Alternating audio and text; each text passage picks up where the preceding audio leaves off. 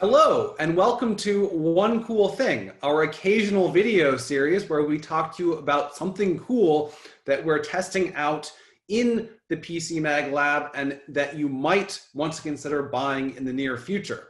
My name is Tom Brandt, and with me today is Matt Buzzy, who has a laptop that is designed by Porsche.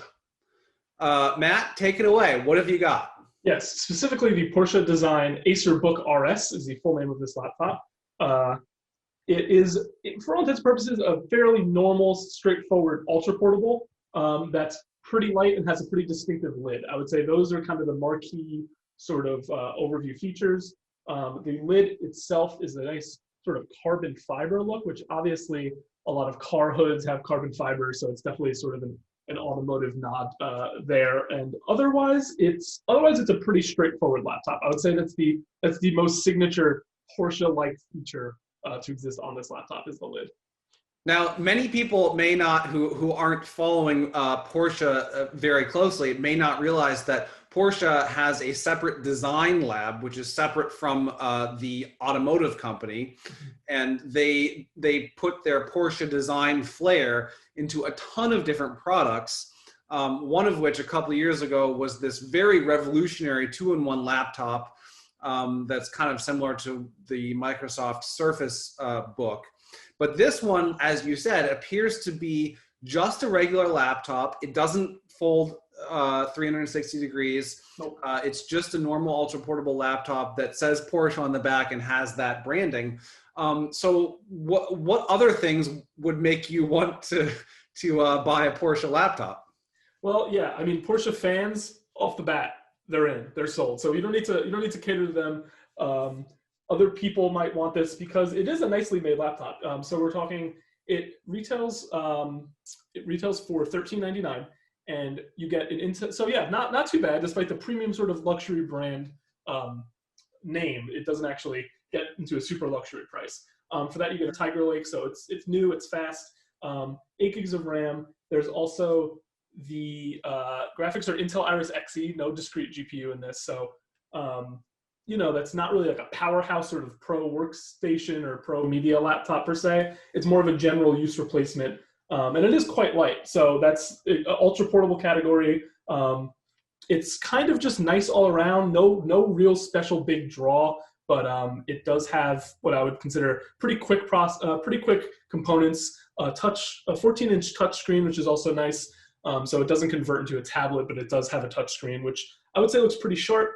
Some nice thin bezels, so it's not a big border. It gives you as much screen as you can fit into this 14-inch chassis. And I didn't get a chance to test the battery life yet, but it is supposed to be rated for quite a few hours of battery. So I think this is going to be an overall pretty good general use, get you through the day, throw it in your bag and not notice that it's in there type of laptop.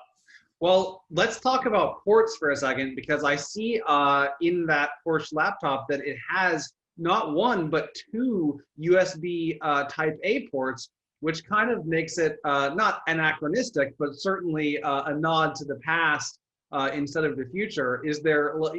Walk us through the port situation. Yeah, so a lot of the slimmest laptops, which this is a very slim laptop. It's not one of the super thinnest, but because really the super thinnest ones out there, like the MacBook Air and the Dell XPS 13, they have done away with all standard full-size USB-A ports. So you only get USB-C on those. It's kind of looking towards the future. A lot of people don't mind that. They have to use an adapter if they want to use older peripherals, but for a lot of people, USB-C works just fine. This, however, keeps the Type A ports and includes USB-C. So if you have a mouse that's wired or wireless USB dongle and you want to put it in there, a flash drive, a lot less of headache. You have 2 of those ports. You also have USB-C, so you're kind of future-proofed in that regard. There's also HDMI out for dedicated video.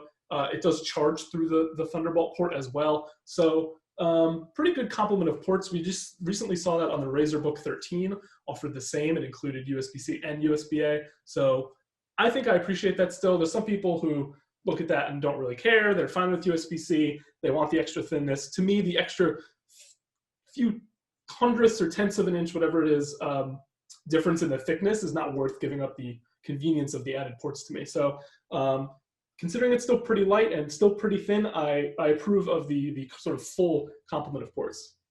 And this laptop port, not the design portion, but the laptop components and everything like that are made by Acer, as you said. Is this basically a slightly modified version of some existing Acer product? Yeah, I think probably most similar to the Acer Swift. I know you're familiar. I think you reviewed a recent one. This is a 14-inch laptop that 2.6 pounds, I think. Quality build, sort of features like a fingerprint scanner that are a little above the complete average laptop. There's a few extras thrown in there, like the fingerprint scanner and a couple other things that make it just a bit above average. But yeah, otherwise, very similar to Acer's other designs. Yeah, and the thing is that the current version of the Acer Swift 5, which sounds like it's very similar to this 14-inch slim and light laptop, you can, like, a well-equipped configuration of that is $1,400. Mm-hmm. So basically, if you're a fan of design or cars, this seems like you're not really paying a premium for this snazzy Porsche. Yeah, that is kind of surprising in a way. I think you would probably hear Porsche and assume a bit of a price premium, bit of a luxury item, and it is nice. Don't get me wrong, but as you said, it's about equivalent to a laptop from Acer that doesn't have the Porsche branding. So they're not charging extra for a ton of extra, at least for this carbon fiber lid. It does have nice extras. There's 512 gigabyte SSD, so enough room. They didn't give you 256. Some really thin laptops stick to 256, and I find it a little bit restrictive, especially when you're paying over $1,300 for a laptop. I'd like to have a bit more storage, so 512 is good for me. And yeah, the screen's really nice. The keyboard's pretty comfortable. I really have no complaints about it. I would say, I guess, not the most special, even with the Porsche branding and the Porsche lid. I think beyond that, once you get past that, it is definitely just a good laptop. But it's a good laptop, so that's really not a complaint that I can leverage against it. Is it on sale now, or do we have to wait? I do believe it is on sale now. So okay, so Porsche fans among you, get out there. Yeah, so this is the Porsche design book from Acer, the Porsche Design Acer book.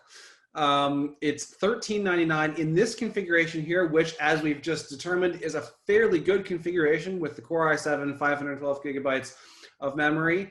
And it's basically just a regular premium laptop with that snazzy Porsche on the back. Seems like a pretty good deal. We don't have the full review yet because we still need to do some additional testing, but you should definitely check back soon at pcmag.com where we will have the full review. And thank you very much for watching One Cool Thing.